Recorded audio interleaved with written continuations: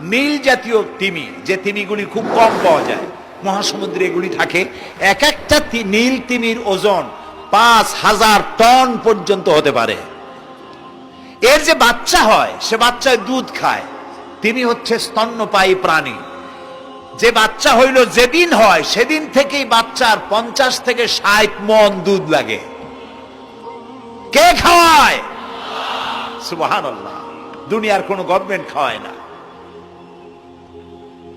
দুনিয়ায় স্থলভাগে পিঁপড়া থেকে শুরু করে হাতি পর্যন্ত, ছোট্ট চেলা পোকা থেকে শুরু করে সাপ, বড় বড় পাইথন পর্যন্ত, টোনাটুনি পাখি থেকে শুরু করে ঈগল পর্যন্ত, নদীর ভিতরে চেলাপুটি থেকে শুরু করে তিমি মাছ পর্যন্ত অসংখ্য প্রাণী সকাল বেলায় খালি পেটে জঙ্গল থেকে, গর্তের মধ্য থেকে, বাসা থেকে, পানির মধ্য থেকে যার যার আস্তানা ছেড়ে আহারের অনুসন্ধানে শত সহস্র কোটি প্রাণী সব যার যার ক্ষুধার পেট নিয়ে বেরিয়ে যায়।